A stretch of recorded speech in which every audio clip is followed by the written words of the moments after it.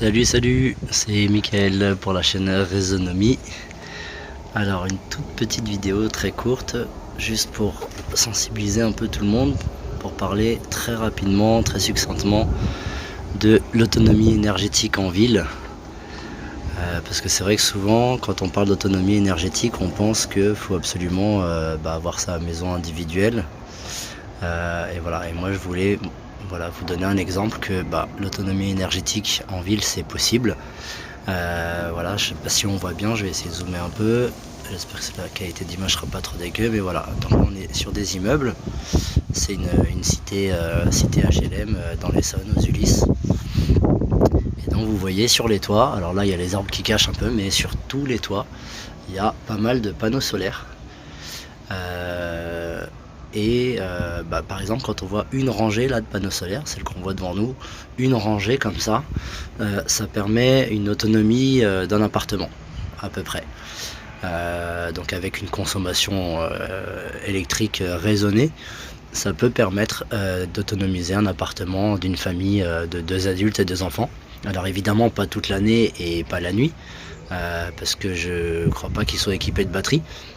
Mais il suffirait d'équiper tout ça de batterie en plus pour avoir une autonomie suffisante, et pourquoi pas d'ajouter sur les angles des immeubles, parce qu'il y a beaucoup de vent, des éoliennes verticales, donc sur tous les angles et tous les coins des immeubles, et avec un ensemble de batteries, ça permettrait que les immeubles soient quasiment 100% autonomes en électricité. Alors ces bâtiments là ils sont pas équipés, mais voilà, tous les autres de la résidence, donc il y a des centaines et des centaines de panneaux solaires.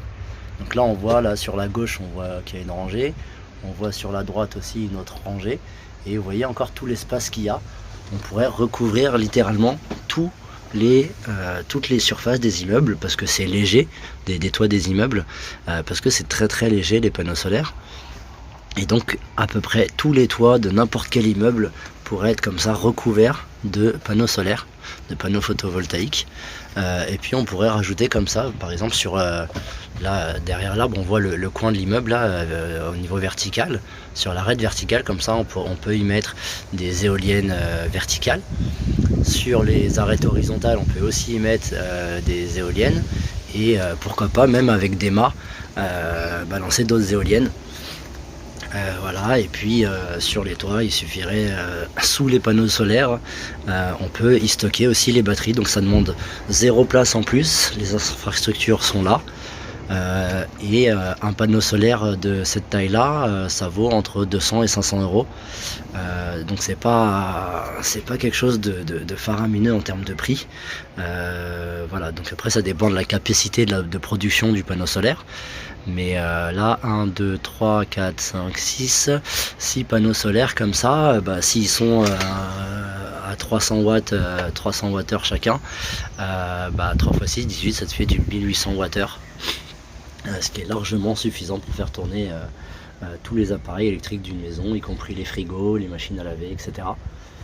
Voilà, et après il suffit juste de se caler pour faire tourner ces appareils électriques qui consomment beaucoup, les faire tourner plutôt en journée que le soir, des choses comme ça. Voilà. Et comme aujourd'hui tous les appareils sont à peu près programmables en départ différé, des choses comme ça, voilà, donc c'est pas du tout une solution farfelue. Alors là les panneaux ils sont installés, comme moi j'habite pas dans ces immeubles où il y a ces panneaux solaires, et qu'il y en a pas tant que ça, je pense qu'ils servent juste à la société HLM de vente de l'électricité. Je pense qu'ils servent à ça, j'ai pas l'impression que ça bénéficie aux habitants. Voilà. Mais dans tous les cas, voilà, ça fait de l'énergie gratuite, et sur n'importe quel toit d'immeuble, il y a de quoi être au minimum à 50% de rentabilité, c'est-à-dire qu'on peut produire au moins 50% de sa consommation en électricité sans changer ses habitudes. Et donc ça fait que les panneaux solaires, c'est garanti 20 ans. Un panneau solaire, c'est-à-dire qu'il est garanti de fonctionner à 100% de son efficacité pendant 20 ans. Et ce qui fait que si on est 100% autonome en électricité, le panneau solaire il est totalement remboursé en moins de 7 ans. Et donc en 14 ans si on produit que 50%. Ce qui fait que avant que le panneau solaire ne soit plus garanti, il est totalement remboursé. Et donc ça veut dire que, admettons que vous produisez que 50% de votre électricité que vous consommez avec vos panneaux solaires, alors vous avez 6 années, donc 14 ans pour les amortir, pour qu'ils vous soient remboursés avec ce que vous avez économisé en électricité. Et donc il reste 6 ans. 6 ans sur lesquels vous économisez réellement l'électricité. Votre électricité vous coûte en gros du coup 50% moins cher. Et il vous suffit en gros de mettre à peu près entre 6 et 10 euros par mois, tous les mois, pour pouvoir, une fois que vos panneaux solaires sortent de garantie, vous racheter tout l'équipement sans faire ni de crédit, sans aller faire un trou dans votre budget. Voilà, il suffit de mettre 6 à 10 euros d'électricité par mois, ce qui est largement plus que ce que vous allez économiser. Ce qui est largement moins, pardon, que ce que vous allez économiser tous les mois. Et voilà, et donc au bout de 20 ans vous pouvez remplacer intégralement tout votre matériel. Alors contrairement aux rumeurs qui sont dites que les panneaux solaires c'est polluant, c'est pas le recycler, c'est faux, c'est totalement faux. Aujourd'hui on sait recycler à peu près 90 à 99% de tous les matériaux qui sont dans les panneaux solaires. Et à savoir qu'en plus c'est composé, les cellules photovoltaïques elles sont composées principalement de silice, et le silice c'est pas une terre rare, le silice c'est un des matériaux qu'on trouve le plus abondamment sur terre. Il y en a partout sur tous les continents, dans tous les pays. C'est avec ça aussi qu'on fabrique le silicone par exemple. Et donc contrairement à ce qui est dit, les panneaux solaires c'est plutôt très écologique par rapport à tout le reste. C'est pas bruyant et ça se recycle plutôt bien. Ce qui est problématique dans les panneaux solaires c'est les batteries. Les batteries elles ont une durée de vie assez courte, 3 à 7 ans en moyenne. Donc les batteries pas chères c'est plutôt 3 à 5 ans, les batteries très chères c'est plutôt 7 ans. Voilà, et donc effectivement les batteries pour les panneaux solaires c'est pas top, mais les batteries c'est quand on veut être totalement débranché du réseau. Or on n'est pas obligé de se débrancher du réseau, on peut rester connecté au réseau électrique tant qu'il existe, ce qui permet justement d'avoir le complément qui serait pas produit par les panneaux solaires. Voilà. Et donc l'idée c'est de vous sensibiliser un peu tout le monde sur ça, les panneaux solaires. Donc c'est pas si polluant que ça, pas du tout, surtout si on ne met pas de batterie. Pardon. Ensuite ça coûte pas très cher et ça s'amortit très très vite. Ça a une durée de vie de minimum 20 ans puisqu'ils sont garantis pièces, donc 20 ans. Et ça ne veut pas dire qu'ils meurent au bout de 20 ans vos panneaux, ça veut dire qu'on vous les garantit de pouvoir les utiliser à 100% sans baisse de performance pendant 20 ans. Après 20 ans on considère qu'on enlève 1% d'efficacité par année. Voilà. Et donc évidemment il peut tomber en panne ou quoi, mais les 20 premières années ils sont garantis. Donc voilà, on vous rembourse votre panneau, vous le remplacez et c'est reparti pour un tour. Et au bout de 20 ans vous n'êtes pas obligé de les changer, vous pouvez les garder encore quelques années s'ils ne sont pas tombés en panne. Et a priori quand on garantit quelque chose 20 ans c'est que c'est pas fait pour tomber en panne au bout de 20 ans et 3 jours. Je pense pas qu'ils n'aient pas encore trouvé de manière de faire de l'obsolescence programmée sur les panneaux solaires, puisqu'il y a beaucoup de gens aussi qui achètent des panneaux solaires d'occasion et ça marche très très bien, c'est juste qu'ils perdent légèrement en performance. Donc on considère que le panneau après 20 ans d'utilisation il va perdre 1% d'efficacité par an. Voilà, donc ce qui promet quand même une très très longue durée de vie. Voilà, et donc à savoir, comme je disais tout à l'heure, 6 à 10 euros par mois mis de côté tous les mois, donc ce qui est 2 à 4 fois moins que ce que vous allez économiser en électricité, en budget. Ça vous permet de remplacer votre matériel au bout de 20 ans très facilement sans dépenser plus d'argent, sans faire de crédit.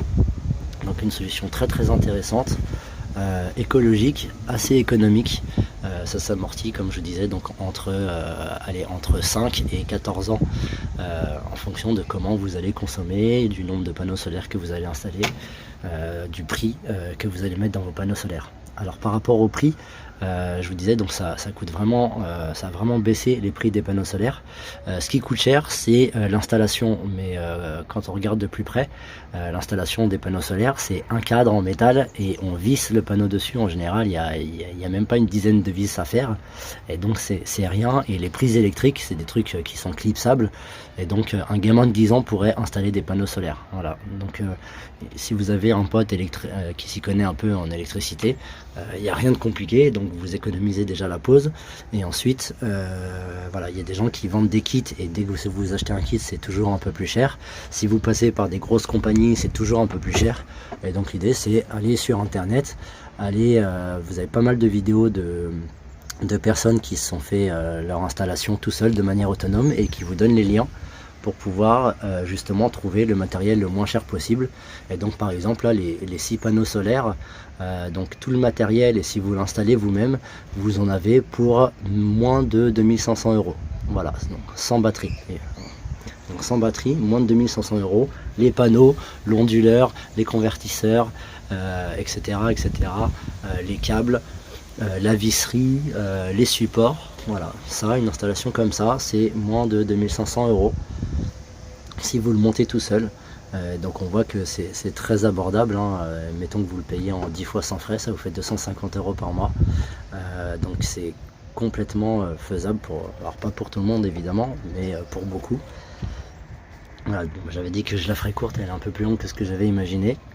Voilà, donc panneaux solaires en ville, c'est possible. Il y a énormément de surface, tout ça c'est de la surface gâchée. On pourrait y faire des potagers, on pourrait y faire plein de choses. Alors il y a des toits, les potagers c'est pas possible parce que ça ferait trop de poids sur le toit, ce serait dangereux. Mais voilà, les panneaux solaires, c'est quelque chose qui est vraiment faisable. Et donc je vous invite tous, vu que c'est l'année des élections municipales, à glisser cette idée dans la tête des gens qui se présentent.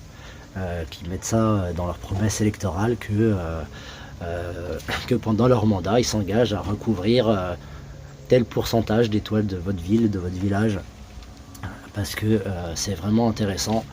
Et à l'heure du dernier rapport qui est tombé, qui dit que d'ici 2100, on sera pas à plus 5 degrés, mais à plus 7 degrés en moyenne sur la planète. Je pense que voilà, c'est très urgent que dans les mois qui viennent, tous les toits de France et de Navarre soient recouverts de panneaux solaires. C'est totalement faisable en termes de budget à l'échelle d'une ville, même d'un village. Alors, petit rajout sur la vidéo, j'ai une question qui m'est venue pendant que je faisais le montage, donc du coup je rajoute ce petit truc. À la question, oui, mais j'ai pas les moyens d'investir même 2500 € dans les panneaux solaires, j'aimerais bien le faire.